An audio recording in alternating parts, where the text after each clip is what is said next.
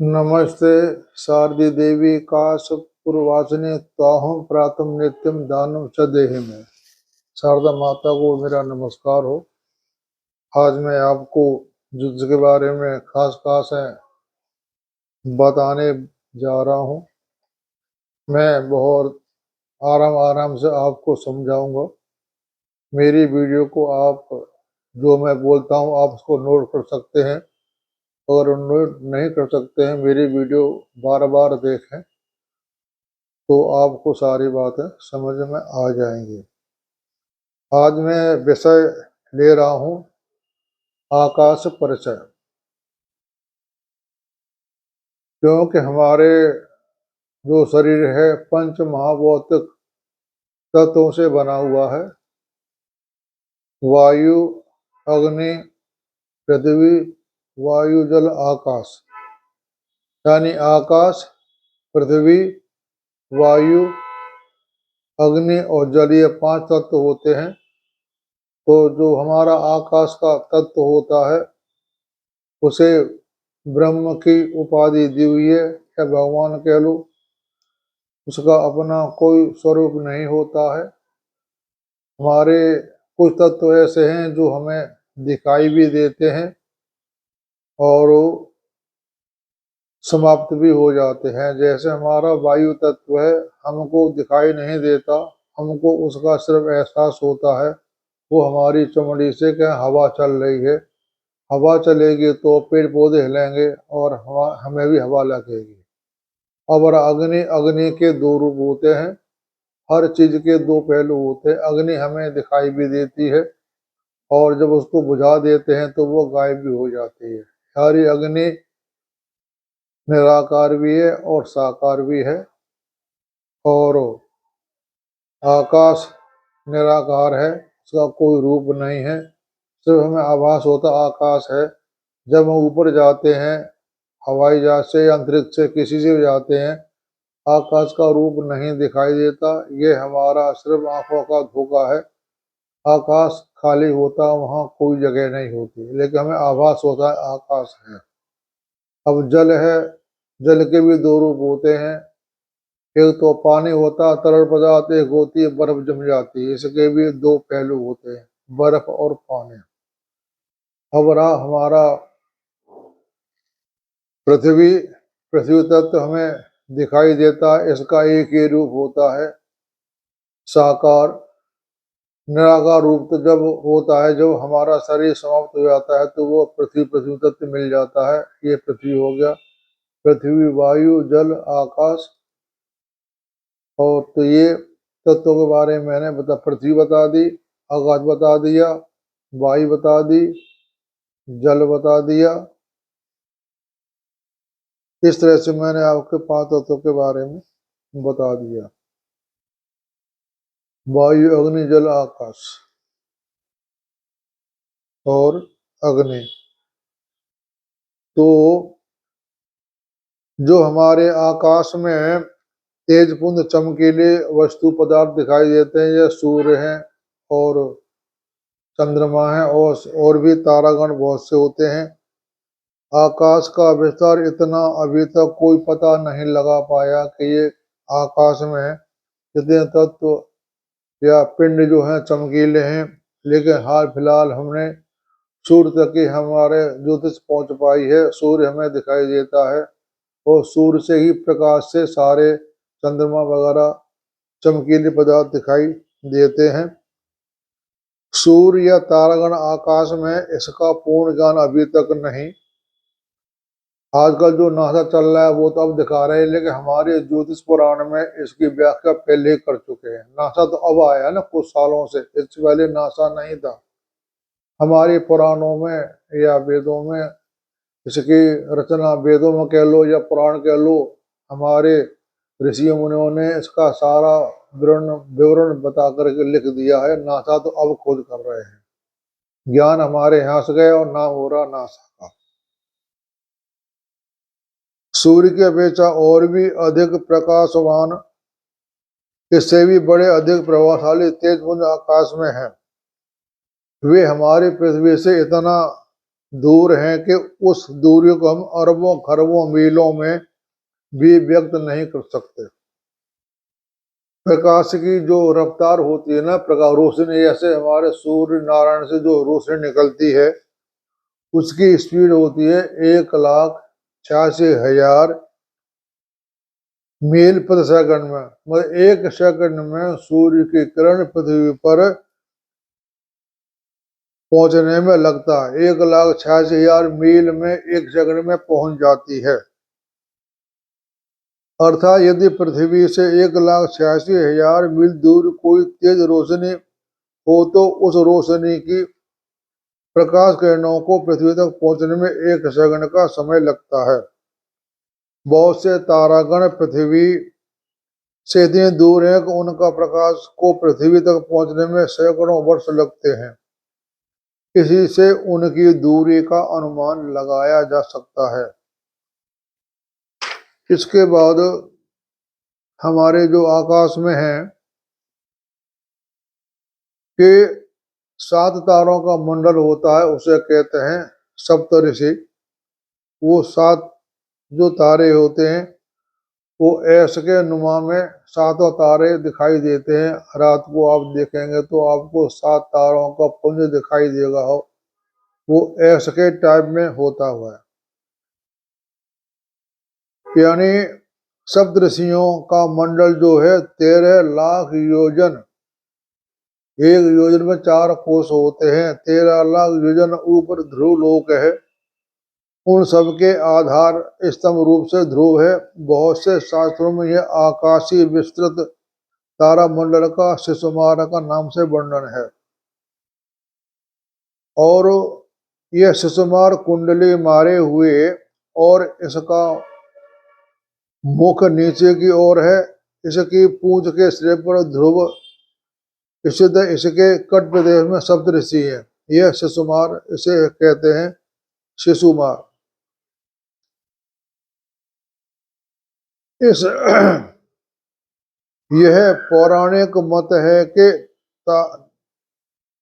नारायणी शक्ति का पृथ्वी के जीवों पर, अन्न आदि पदार्थों पर, सामाजिक राजनीतिक व्यवस्थाओं पर, आर्थिक तथा व्यापारिक जगत पर क्या प्रभाव पड़ता है, यह ज्योतिष का विषय है। यह पौराणिक मत है कि शुद्ध ज्योतिष के दृष्टिकोण से हमारी पृथ्वी ब्रह्मांड का एक अणु मात्र है। जितने हमें तारे दिखाई देते हैं ये सारे एक तरह से पिंड हैं। कोई गैस का है, कोई मिट्टी का है। इस तरह से हमारे ये सारे पिंड, जैसे हमारा पृथ्वी एक पिंड है, ऐसे ये जो हमें दिखाई देते हैं सारे पृथ्वी हैं। लेकिन उनकी अभी तक खोज नहीं कर पाई क्योंकि ये हमारे यहाँ से बहुत दूर है। अभी तक हमारे वैज्ञानिक मंगल ग्रह तक पहुंच गए हैं अंतरिक्ष के द्वारा। और यह जो हमारा पृथ्वी है यानी ब्रह्मांड में बड़े पैमाने पर शरीर पिंड है। हमारा जो शरीर है ये पिंड है। इस पिंड के अंतर्गत रहने वाला मायावाच्छिन्न आत्मा है। अखिल ब्रह्मांड की केंद्रीय चित्त शक्ति परमात्मा है। जीवो ब्रह्मेव ना पर है। जो जीव है वही ब्रह्म है। अब आपको मैं थोड़ी सी बात बता देता हूं। जो जीव है वह ब्रह्म है, जो ब्रह्म है जीव है, यानी आत्मा सो परमात्मा। हमारे अंदर जो आत्मा है वह परमात्मा का ही अंश है। इसको हमारे ऋषि मुनियों ने सोहम के बारे में बताया है। सो माने तू, अहम माने मैं। जो तू है सो मैं हूं और मैं हूं सो तू है। जिस तरह से हमें आकाश मंडल में तारा सूर्य वगैरह जो दिखाई देते हैं पूरा ब्रह्मांड, वही ब्रह्मांड हमारे अंदर भी विराजमान है। लेकिन हमें उसकी खोज करने की आवश्यकता है। मैं आपको बता देता हूँ और ये बताने वाले आपको बता देंगे। लेकिन इसकी खोज हमें स्वयं करनी पड़ेगी। जैसे एक पीपल का फल ले लो, उसमें जो बीज होते हैं बहुत छोटा होता है, यानी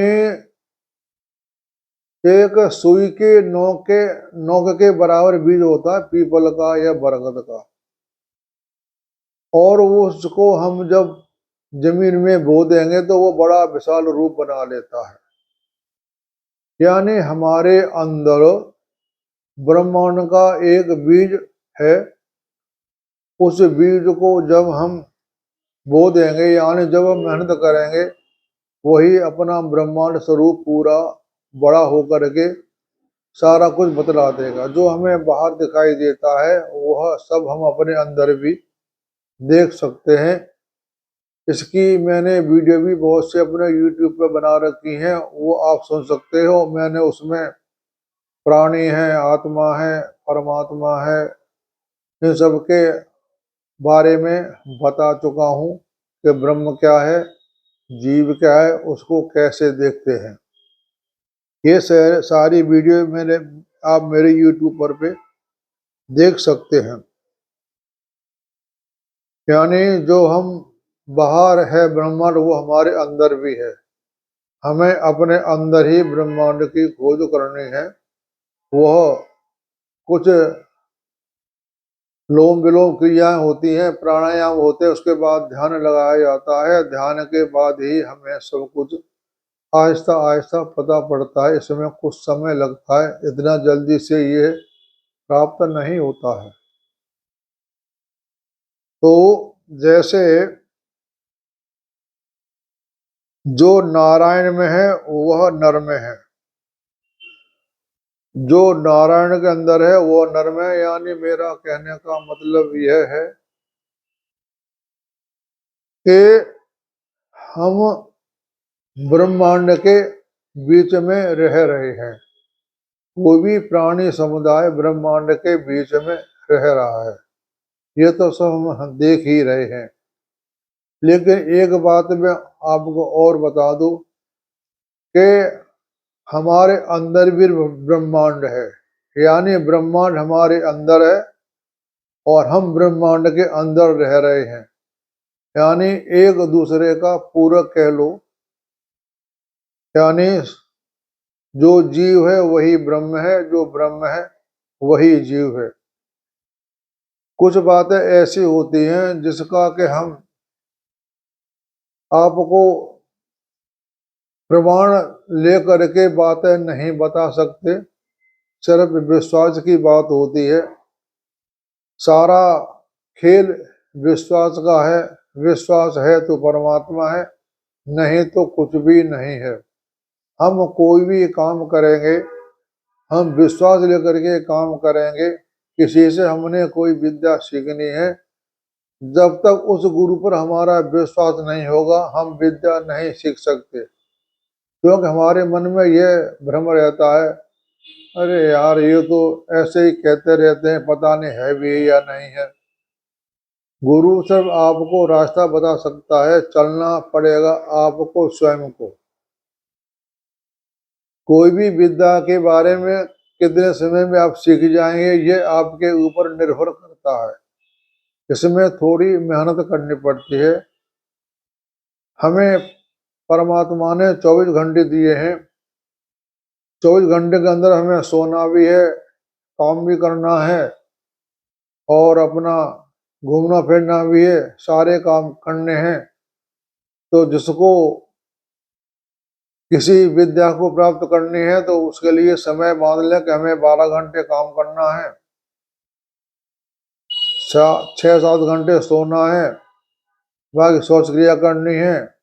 कम से कम आप ब्रह्म के नाम पर 1 या 2 घंटे आप प्रतिदिन आप देंगे तो आप इसमें सफल जल्दी हो जाएंगे। क्योंकि हमारे गुरुओं ने कहा है कि बगैर आध्यात्मिक ज्ञान के द्वारा आप कोई भी विद्या को फलीभूत नहीं कर सकते। आप जितने मर्जी सर्टिफिकेट इकट्ठा कर लें हर विद्या के, डॉक्टरी है या कोई वैद है या कोई विद्वान है, कोई भी है उसमें हमको खुद को मेहनत करनी पड़ती है, तभी हमें सफलता मिलती है। हमारे गुरुजन कहते हैं कि हम ज्योतिष को एक जन्म में नहीं सीख सकते, क्योंकि किसी भी विद्या का कोई अंत तो है ही नहीं। भगवान ने गीता में कहा है कि मेरा भक्त कभी समाप्त नहीं होता, यानी कभी वो मरता नहीं है। हमारा जो एक है गीता जो कृष्ण भगवान ने अर्जुन को उपदेश दिया था, एक है हमारा जो वशिष्ठ जी ने राम जी का आपस में संवाद हुआ था, उसे कहते हैं वशिष्ठ योग। वशिष्ठ योग में सारी बातें खोल के रख दी हैं, और गीता के अंदर भी सारी बातें खोल के रख दी हैं कि हमें ध्यान कैसे करना चाहिए, कब करना चाहिए, और विस्तार से योग वशिष्ठ के अंदर सारी बातें दी गई हैं। उसमें सब कुछ बताया गया हुआ है, पहले कौन था, क्या था, कैसे हुआ, और किस तरह से हम ज्ञान प्राप्त कर सकते हैं। सभी जानते हैं कि सूर्य और पृथ्वी के संबंध ऋतु परिवर्तन होता है, कभी ग्रीष्म, कभी वर्षा, कभी जाड़ा, ये सब सूर्य और पृथ्वी की भिन्न भिन्न परिस्थितियों के कारण होते हैं। वर्षा न हो तो उपज न हो, अन्न न हो तो प्राणी नष्ट न हो। जो कुछ भी खाया जाए उसे अन्न कहते हैं, अन्न ही ब्रह्म है। ये हमारे उपनिषदों में, यानी 9 उपनिषद किताब आती है गोरखपुर की, उसमें दिया अन्न ब्रह्म के बारे में। हमारे प्राण होते हैं सांस, जो सांस आती है और जाती है, मतलब पहले हम लेते हैं फिर छोड़ते हैं, ये ही प्राण है। प्राण 5 होते हैं, प्राण, अपान, व्यान, समान, उदान। प्राण जो होते हैं अन्न पर निर्भर रहते हैं, ठीक है ना। हमारे जो प्राण होते हैं वो अन्न पर निर्भर होते हैं। अगर अन्न नहीं खाएं, अन्न का खाने से मतलब है कि फल फ्रूट वगैरह अन्न जो भी हम पेट में हम ना खाएं तो हमारे प्राण प्रकृति शरीर में नहीं रहेंगे। बगैर प्राण के अन्न नहीं, अगर अन्न नहीं खाएं तो प्राण चले जाएंगे। आत्मा जो हमारी है, आत्मा और शरीर का परस्पर संबंध बहुत गहरा है। बगैर आत्मा के शरीर की कोई वैल्यू नहीं होती है, और बगैर आत्मा शरीर, और शरीर बगैर आत्मा की वैल्यू नहीं होती है। आत्मा तो एक हवा रूप है, बाहर घूम रहा है। शरीर एक मिट्टी का रूप है।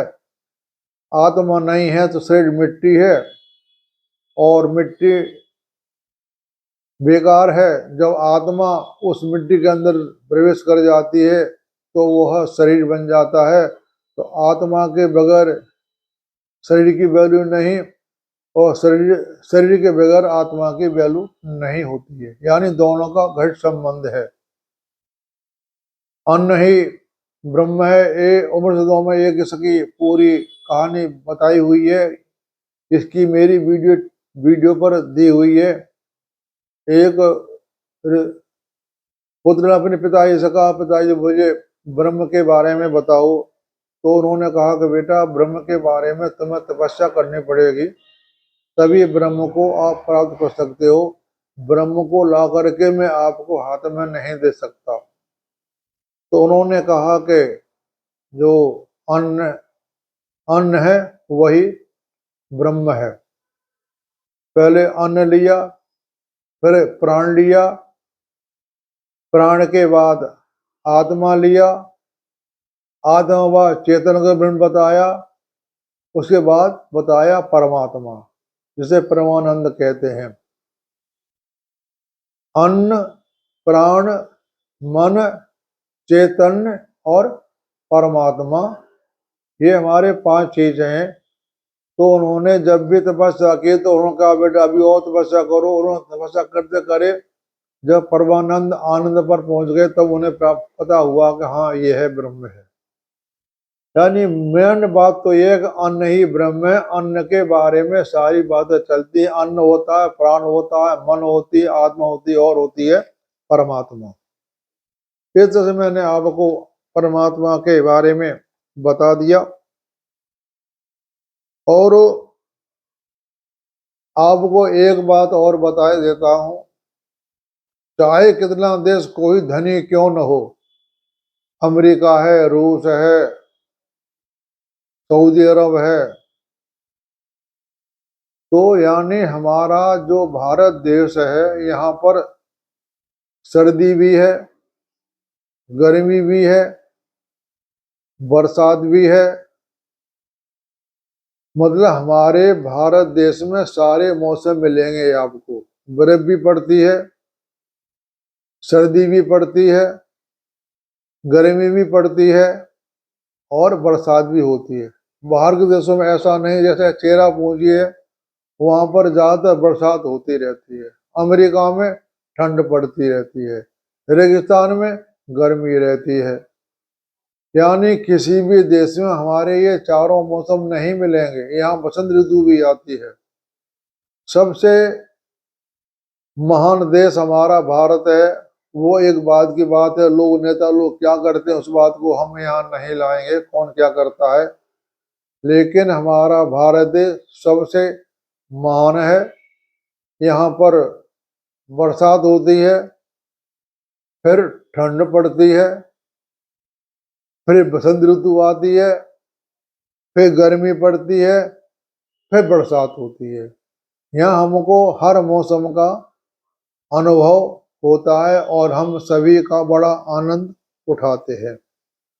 तो हमारे जितने भी आकाश में तारे, ग्रह हैं, उपग्रह जो भी हैं, अपनी गति में चलते रहते हैं। कभी किसी का आपस में टकराव नहीं होता है, क्योंकि हम जो भी इस जगत को चला रहा है उसे आप कुछ भी कह लें, क्योंकि ब्रह्म का कोई स्वरूप नहीं होता है।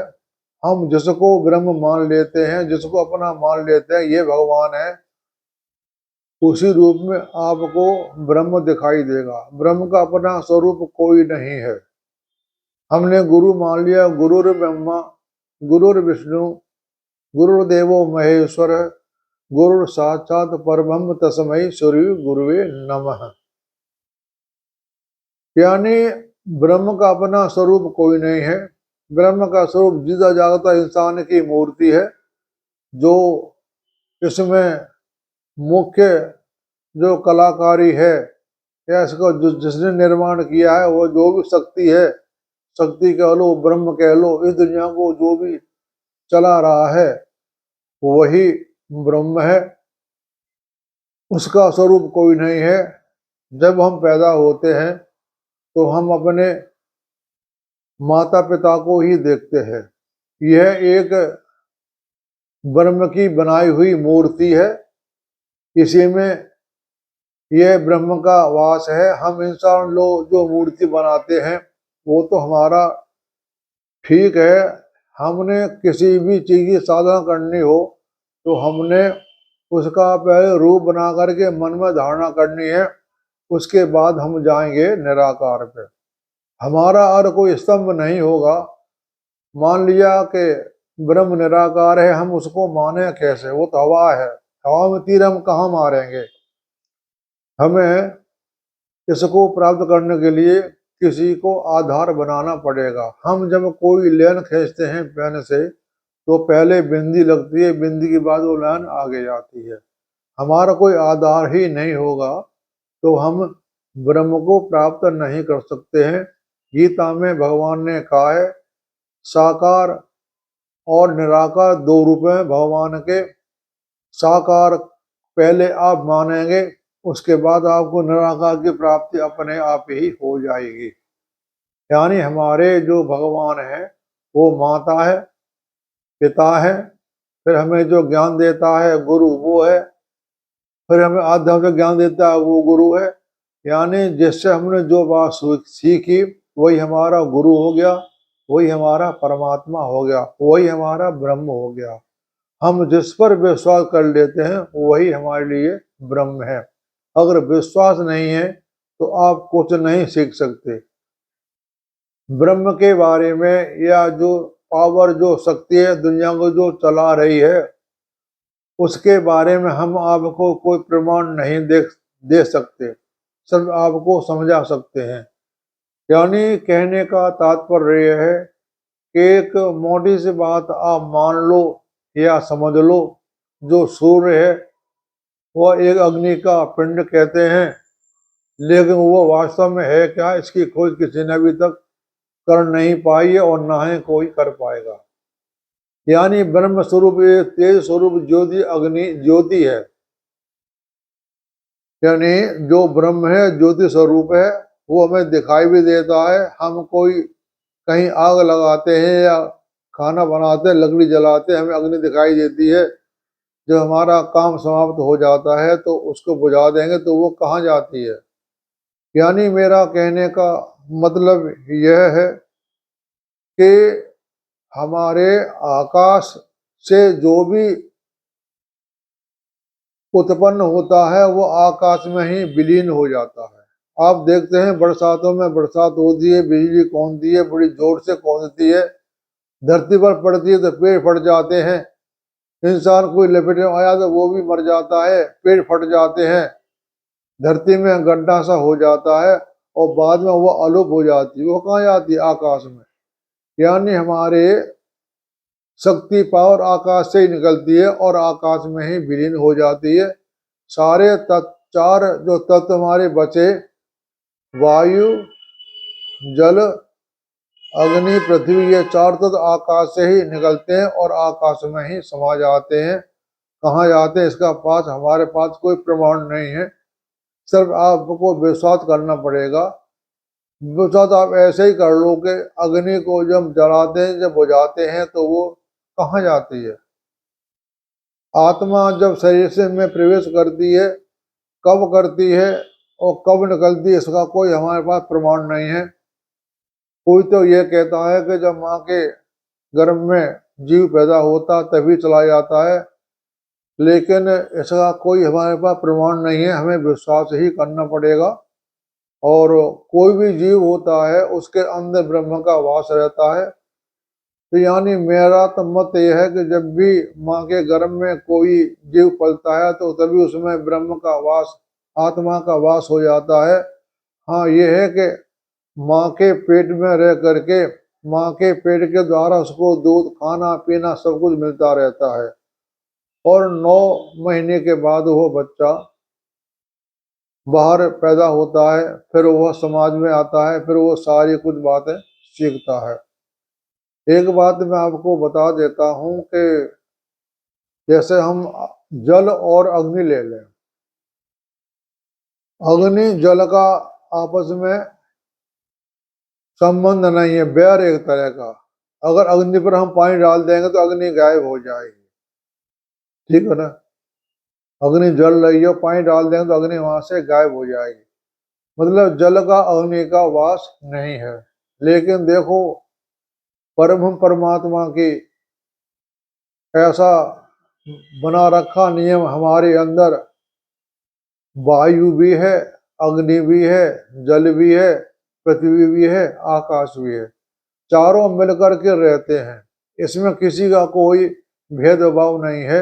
वैसे हम अग्नि और जल को दोनों का संपर्क करा देंगे तो एक ही रहेगी, अग्नि चली जाएगी, जल रहेगा। यानी हमारे अंदर पृथ्वी का जो तत्व है, पृथ्वी वो हमारा शरीर है। जो आकाश है हमारे अंदर, जो भी हमारे नाक, मुंह, कान, आंख या बीच में जो हड्डियों गैप है वो आकाश हो गया। जल तो हो ही गया, खून रूप में जल हो गया, वायु भी हो गई। यानी हमारे पंच तत्व से शरीर बना है और पांचों तत्व अपना बराबर नियम बना करके सारा हर तत्व का वास होता है। जब किसी एक तत्व की कमी आ जाती है तो इंसान बीमार पड़ जाता है। हर तत्व की मौजूदगी औसत रूप से होना चाहिए, न कम हो न ज्यादा हो। कमती हो तो भी परेशानी, ज्यादा हो तो भी परेशानी। भगवान ने हमारे अंदर ऐसी मशीन फिट कर रखी है जो अपना सुचारू रूप से अपना सारा काम करते हैं। हमारे अंदर 72,000 नाड़ियां हैं, वो नाभि केंद्र में सारी स्थित होती हैं। उसमें से 101 नाड़ी हमारे हृदय के अंदर जाती है, एक नाड़ी दिमाग में जाती है। ऐसे मतलब हमारी नाभि केंद्र से सारी नाड़ियों का चारों तरफ विकास होता है। कोई दांत में जा रही, कोई आंख में, कोई कान में, कोई नाक में, कोई हाथ में, कोई पैर में, कोई दिल में, कोई किडनी में, कोई फेफड़े में, कोई रीढ़ की हड्डी में। ऐसे हमारे सारे 72,000 नाड़ियां होती हैं, उनका सबका कहीं न कहीं संबंध होता है। हमारा अंदर जो बीमारी पैदा होती है वह पेट के द्वारा ही पैदा होती है, क्योंकि हमारी बीमारी की जड़ होती है पेट। पेट से सारी बीमारी निकलती है और इसी से ठीक होती है। तो हमको शरीर को ठीक करने के लिए प्राणायाम वगैरह, लोम विलोम, ये सारी क्रिया करना चाहिए। उसके बाद ध्यान करना चाहिए। हमारा शरीर कभी भी बीमार नहीं होगा, न शुगर होगा, न कैंसर होगा, न बीपी होगा।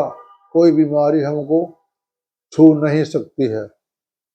यानी कहने का मतलब यह है कि हम जो चाहें वही होगा। जो हमारा मन है, मन होता है हमारा। ऐसे पहले तो मैंने आपको प्राण के बारे में बता दिया। प्राण अपान, सांस लेना और छोड़ना, प्राण और छोड़ना अपान, प्राण अपान। प्राण अपान जो हमारे होते हैं शरीर में, इन्हीं के द्वारा हमारा शरीर चलता रहता है। अगर प्राण अपान में कमी आ गई तो हमारे वात पित्त हमारे शरीर में होता है। वात पित्त और कफ, ये 3 तरह के रोग होते हैं, वात पित्त और कफ। कफ होता है, वात होता है हवा से, पित्त होता है गर्मी से, और कफ हो। ये 3 रोग होते हैं इंसान के अंदर, वायु, पित्त, कफ। हमारे जोड़ों में कहीं भी दर्द होता है वह बीमारी होती है वायु की। हमारे पेट में खराबी होती है वो होती है पित्त से। हमारे जब जल की कमी होती है तो वह कफ की बीमारी होती है। यानी हमारे अंदर 3 बीमारी होती है, वायु, पित्त, कफ। इसमें वैद्य लोग हाथ की नाड़ी देकर बता देते हैं कि रोग कहाँ पर है। आजकल वैद्यों का चलन बहुत कम हो गया है। जब से हमारे यहाँ ब्रिटिश गवर्नमेंट आई है तब से हमारे उनका पतन होता जा रहा है और अंग्रेज दवाई चल रही हैं। दवाई सारी जड़ी बूटियां हमारे यहाँ से जाती हैं और वो उसको बना करके अपना नाम लिख करके भेज देते हैं, ये दवाई अमेरिका की, ये ब्रिटेन की है, यहाँ की है। लेकिन जो मूल जड़ है वो हमारा भारत देश है। जैसे हमने पढ़ा होगा, सुना भी है कि जब लक्ष्मण को शक्ति लग गई थी तो हनुमान जी हिमालय पर्वत से जड़ी बूटी लेकर आए थे, उससे उन्होंने ठीक किया। इस बात के हमारे कुछ प्रमाण भी हैं जो कि दवाइयों से ठीक हो जाता है। विद्या जो भी है हमारे सारे देश से गए, भारत देश से गई है। धर्म हमारे सब यहाँ से, ईसा मसीह का धर्म, बौद्ध धर्म, ये सब धर्म हमारे यहाँ से गए हैं और बाहर जा कर के उन्होंने ज्ञान प्राप्त कर लिया। क्योंकि हमारे जो वेद वगैरह थे कुछ तो मुगल शासकों ने जला दिए, कुछ अंग्रेज लोग उठा के लेकर गए। लेकिन इतना हमारे यहाँ पर ज्ञान का भंडार है कि हमारे ऋषि मुनियों को जो पहले शिक्षा पढ़ाई जाती थी वो मौखिक पढ़ाई जाती थी। उनको कंठस्थ याद कराया जाता था। वही मौखिक जो कंठस्थ उनकी विद्याएं थी वो दोबारा हमारे ऋषि मुनियों ने लिख दी, वही हमारे लिपियां प्राप्त हैं। तो उसी के द्वारा हमारा भारत देश चल रहा है। लेकिन कुछ हमारे भारत देश के कुछ महानुभावों ने अर्थ करने में उसका अनर्थ कर दिया है। वेदों का अर्थ संस्कृत भाषा में होता है, उसका अर्थ करने में गलती कर दी है तो वो अनर्थ हो गया। वेद हमारे सही हैं, वेद कोई गलत नहीं है। उसकी व्याख्या करने वाले गलत हैं जो उसकी व्याख्या गलत कर दी है और हम उसको मानते चले आ रहे हैं। यानी उसका अर्थ हमने सही नहीं किया, उसका कर दिया अनर्थ। तो उसके बाद में आपको आता हूँ कि यहाँ जैसे यहाँ बताते हैं पृथ्वी की अपेक्षा सूर्य बहुत बड़ा है। पृथ्वी की अपेक्षा सूर्य बहुत बड़ा है, यानी वास्तव में पृथ्वी और सूर्य में वही अनुपात है जो एक और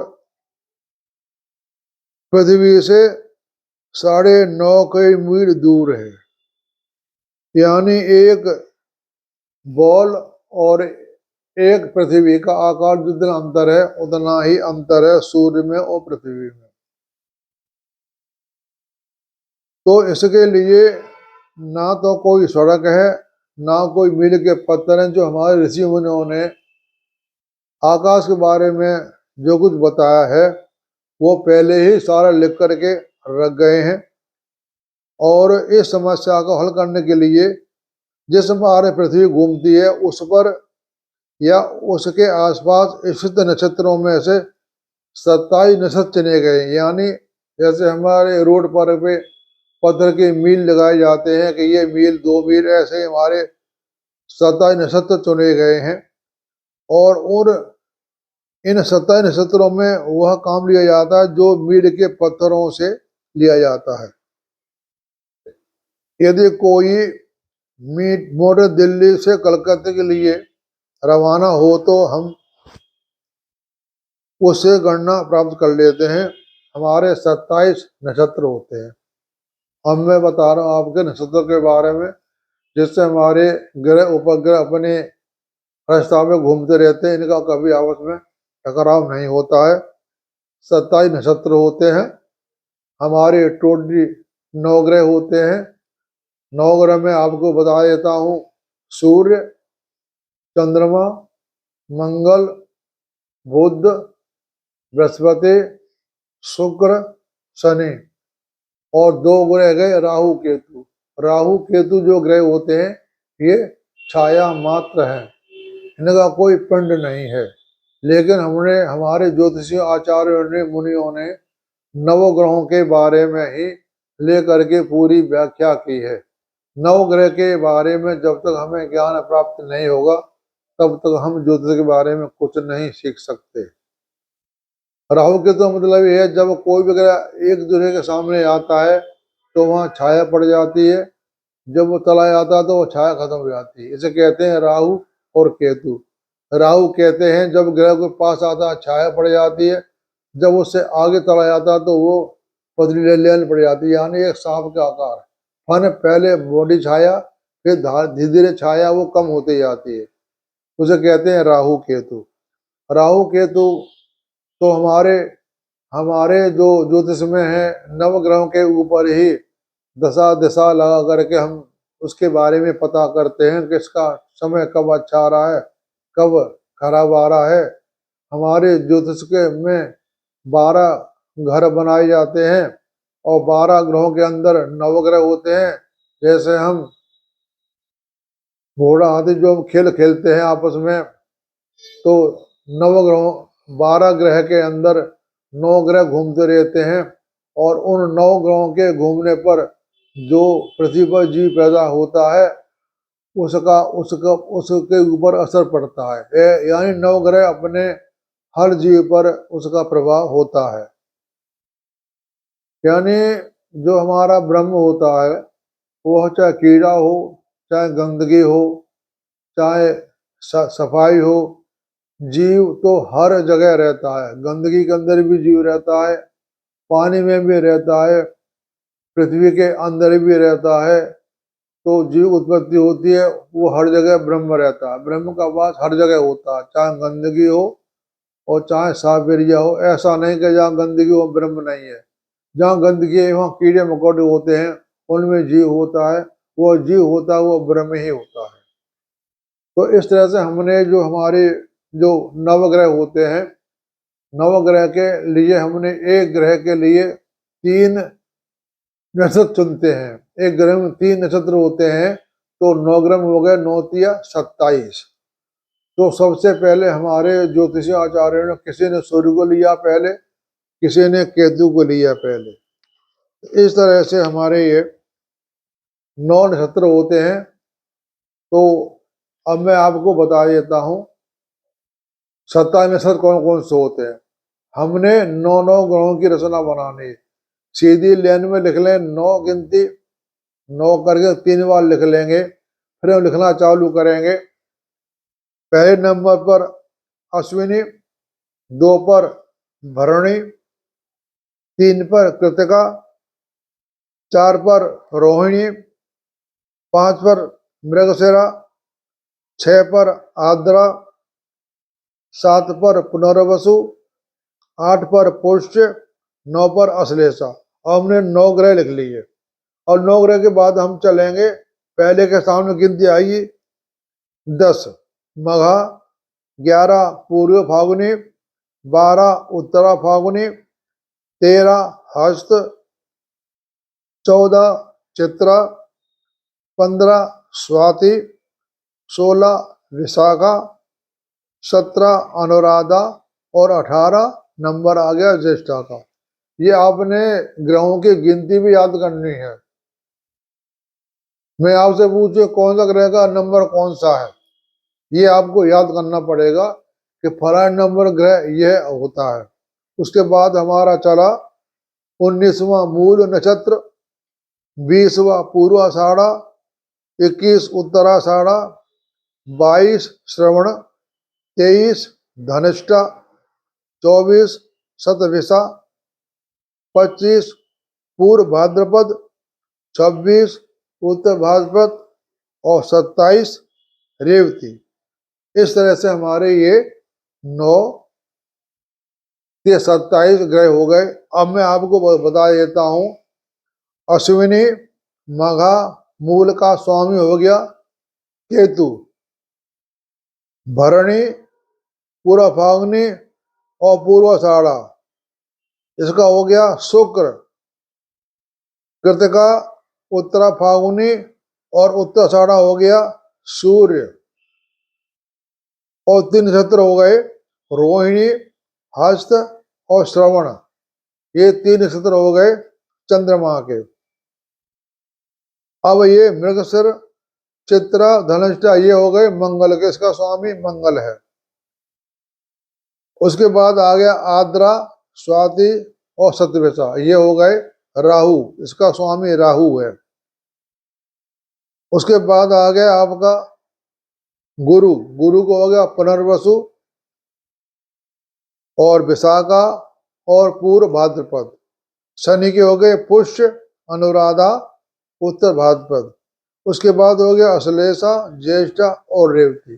ये हमारे नक्षत्र हो गए 27। जब भी कोई बच्चा पैदा होता है तो हमें सबसे ये पहले देखना पड़ता है कि यह बच्चा कौन से नक्षत्र में और कौन से चरण में पैदा हुआ था। एक नक्षत्र के 4 चरण होते हैं और 9 चरण की एक राशि हो गई, 9 चरण की, यानी 108 अक्षर बनते हैं। तो उस 108 अक्षर में बच्चे का जिस टाइम जन्म होता है उसी का नाम रखा जाता है। एक अक्षर जो होता है वो 6 घंटे चलता है टोटली, क्यों चंद्रमा हमारे 2.25 दिन चलता है। 1 घंटे में एक का नक्षत्र का वास होता है, उसी नक्षत्र में कौन सा चरण होता है उसी के बच्चे आधार पर बच्चे का नाम रखा जाता है। तो हमने जो हमारे जो केतु के नक्षत्र, बुध के नक्षत्र होते हैं, इन्हें कहते हैं, ये नक्षत्र में जो बच्चा पैदा होता है वो पढ़ता, उसे कहते हैं ये बच्चा पैदा हुआ मूल में। उसके बारे में आपको बताऊंगा। जो बच्चा मूल में पैदा होता है उसके लिए दान पुण्य करना पड़ता है। तो आप ये 3 नक्षत्र याद कर लें, अश्विनी मघा मूल ये केतु के नक्षत्र, और अश्लेषा ज्येष्ठा रेवती ये हो गया बुध के नक्षत्र। इस नक्षत्र में जो बच्चा पैदा होगा उसे कहते हैं ये मूल में पैदा हुआ है। इस तरह से मैंने आपको नक्षत्र के बारे में बता दिया। और हमारे जो भचक्र होता है 17 नक्षत्र का, वो 360 अंश का होता है। जब भचक बनाएंगे पूरा एक गोल 360 अंश का होता है।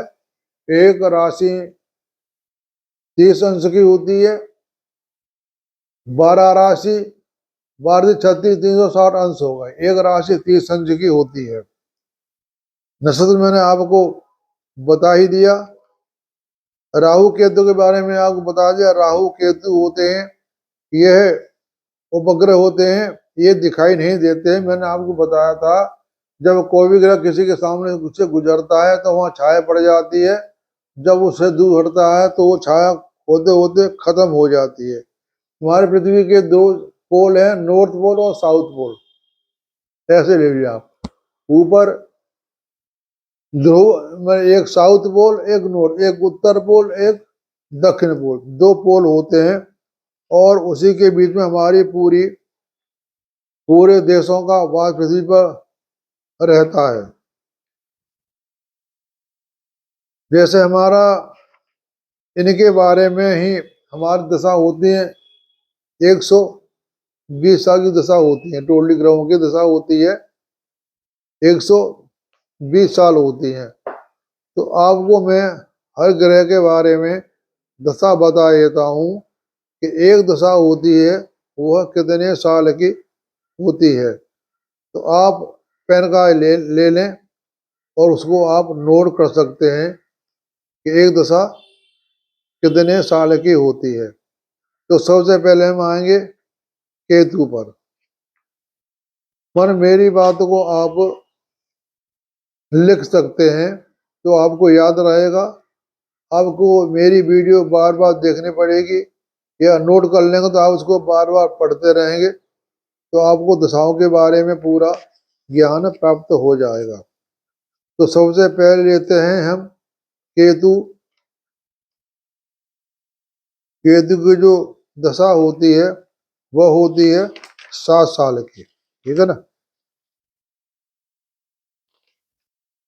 केतु 7 साल की हो गई। चंद्रमा की दशा हो गई। चंद्रमा का दशा आई कि सूर्य चंद्रमा की आएगी।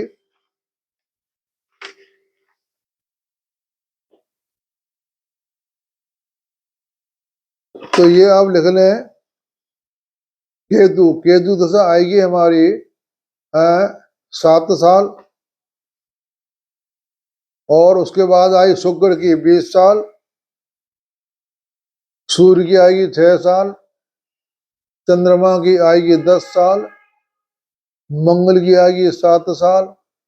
राहु की आएगी 18 साल। और गुरु की 16 वर्ष। शनि की 19 वर्ष। बुध की 17 वर्ष। तीनों दशाएं मिलाकर 120 साल होती हैं। दशाएं तो बहुत तरह की होती हैं।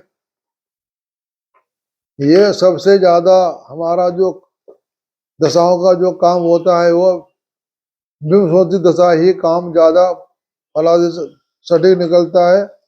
दशाएं हमारी 3 तरह की होती हैं।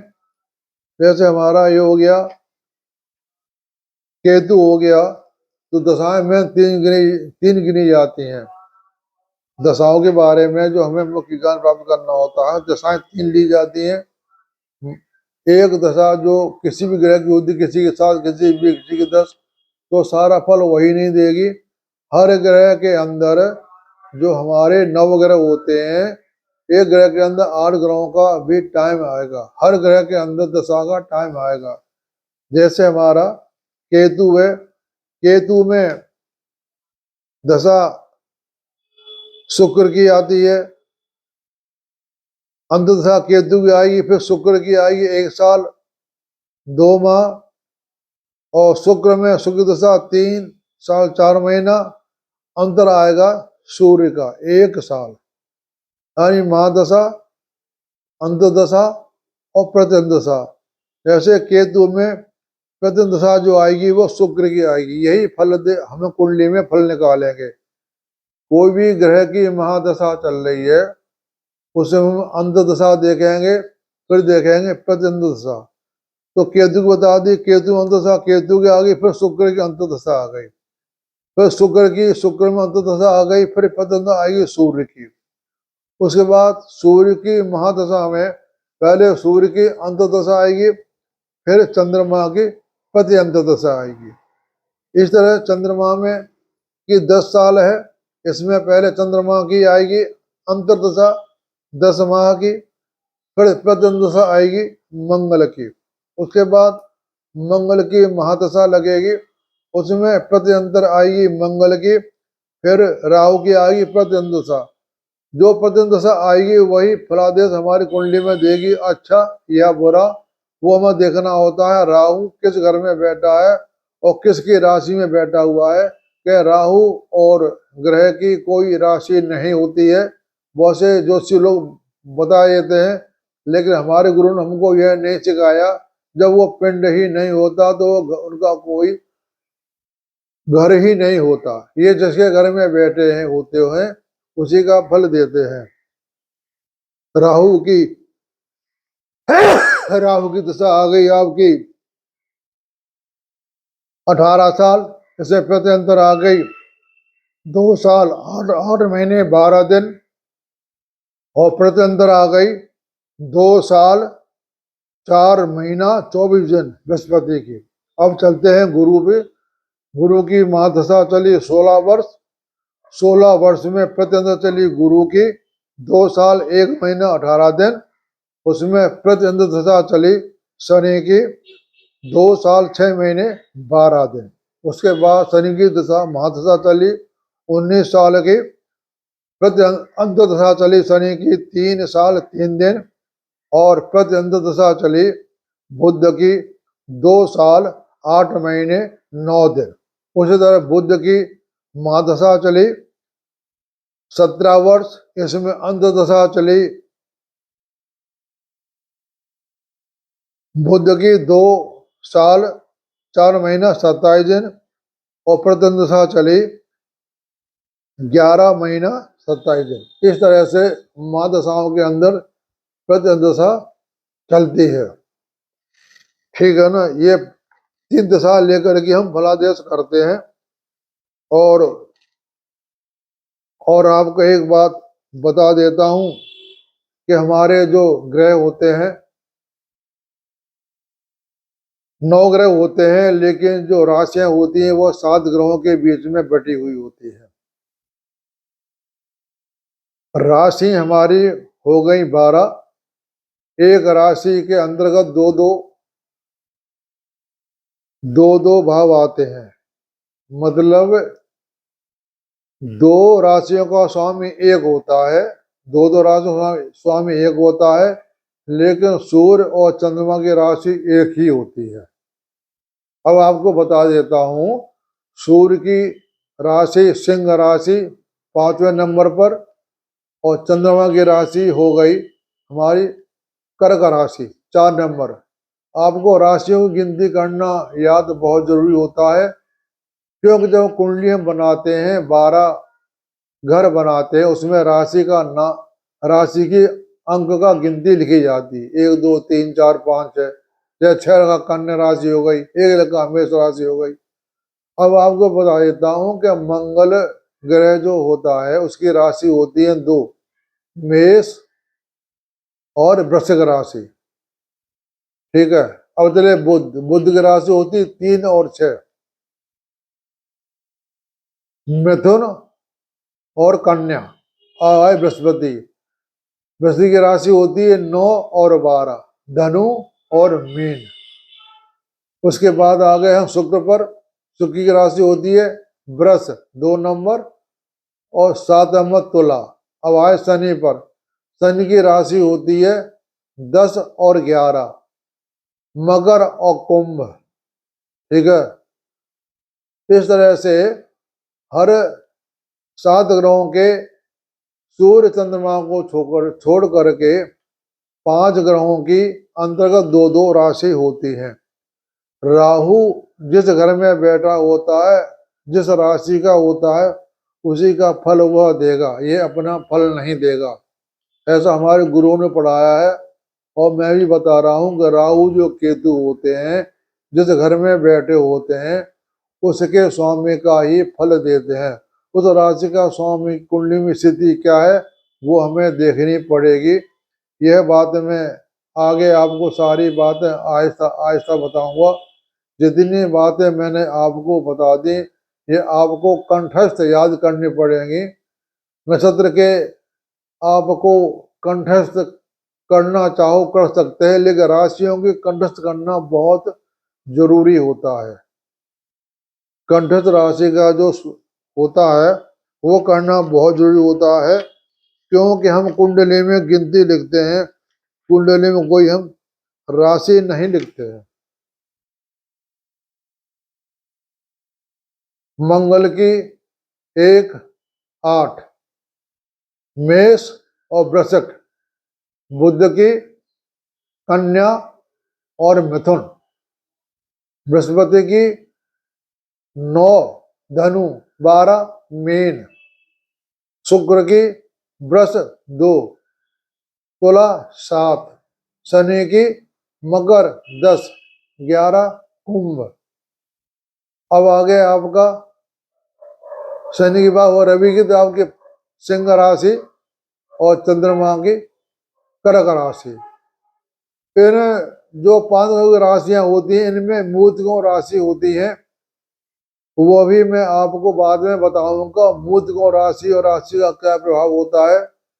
यानी एक होती मूल जड़, मतलब कोई भी ग्रह का जब दशा आएगी पहले फल अपना देगा मूल राशि का, बाद में देगा राशि का। चंद्रमा की और सूर्य की त्रिकोण मूल राशि होती है, वो मैं सारी बातें आपको बताऊंगा। यानी किसी भी ग्रह की जब दशा आती है तो पहले वो मूल त्रिकोण का फल देता है। और आपको एक बात बता देता हूँ कि हमारी कुंडली में टोटली 12 ग्रह होते हैं। सबसे खराब ग्रह, सबसे अच्छा खराब भाव 8 होता है और 6, ये 8-6 भाव ज्यादा खराब होते हैं। 12 और 2 भाव सम होते हैं। 12 और 2 भाव में हम यहाँ ले रहे हैं, भाव राशि नहीं ले रहे हैं। नंबर 1 जो पहला घर है वह हमारा हो गया, पहला घर। दूसरा घर उसमें राशि गिनती नहीं करेंगे, राशि गिनती तो जो जिस बच्चा लगन में पैदा होता है वही राशि लिखी जाएगी। तो 2 और 12 भाव सम होते हैं, 6 और 8 भाव खराब होते हैं, और 3, 6, 11 ये भाव खराब होते हैं। इनके स्वामी की जब दशा आती है अच्छा फल नहीं देगी। 3, 6, 11 का और कोई शुभ ग्रह है तो अच्छा फल नहीं देगा, कोई पापी ग्रह है तो अच्छा फल देगा। हमने यहाँ ग्रहों को पुरुष और स्त्री के रूप में भी माना गया है, ऐसा है नहीं। लेकिन ज्योतिषी गणना के करने के लिए कोई नपुंसक ग्रह है, कोई पुरुष नपुंसक ग्रह, कोई स्त्री नपुंसक ग्रह, कोई स्त्री ग्रह, कोई पुरुष ग्रह। तो हमने ये सारी बातें देखनी पड़ती हैं। ये बातें मैं आपको सारी बातें बताऊंगा, कौन सा पुरुष ग्रह है और कौन सा स्त्री ग्रह है, कौन सा नपुंसक ग्रह है, कौन सा राशि किस भाव में बैठी है उसका फल देगा, और जहां उसकी दूसरी राशि उसका भी फल देगा। यानी 5 ग्रह 2 भाव के फल देंगे और सूर्य चंद्रमा हमारे एक ही फल देगा। अगर किसी की कुंभ लगन है, इसका 6ठा घर स्वामी चंद्रमा हो गया और 7वां घर हो गया सूर्य का, वहां 5 लिखा हुआ है और 6ठे में लिखा 4 ग्रह, तो इनकी जब दशा आएगी तो उसको फल अच्छा नहीं देगा। ये मैं आपको सारी बातें बताऊंगा, आप मेरी वीडियो क्रम से देखते रहेंगे, सारी बातें ध्यान से सुनेंगे, सारी बातों को नोट कर लेंगे, इसका आप अध्ययन करेंगे। ये आपका इसको पूरा याद करना, अपना कंठस्थ करना है। 27 नक्षत्र और 12 राशि, और 12 राशि के स्वामी कौन कौन है, एक ग्रह किस किस राशि का स्वामी है और किस राशि की कौन सी गिनती आती है, ये आपने याद करना है। राशि गिनती का स्वामी कौन है, एक ग्रह के कौन कौन सी राशि है, और वह ये सब याद करके आपको फिर आपको मैं आगे बताऊंगा। इसके बाद में आपको बताऊंगा काल परिचय, काल परिचय बारे में क्या है कैसा है, इसकी वीडियो में आपको बाद में बना के भेज दूंगा। इतना ही काम आपके लिए बहुत है, इस बात को आप याद करें। अगर आपको कोई बात समझ में नहीं आती है तो मुझसे आप व्हाट्सएप पर के लिख के पे भेज देंगे, कि मैं आपसे बात किस समय करूं, क्योंकि जैसे कभी कभी मैं कहीं बाहर चला जाता हूं, किसी काम में बिजी होता हूं, तो आपका फोन के कॉल को मैं अटेंड नहीं कर पाऊंगा। तो मेरा व्हाट्सएप 92 50 17 27 78, 92 50 17 27 78 है। इस सब आप मैसेज करके उसमें लिख करके मैसेज कर देंगे, फिर मैं आपको मैसेज करके बता दूंगा कि इस समय आप मुझसे बात कर सकते हैं। ठीक है, आप सबका धन्यवाद, आप सबको नमस्कार।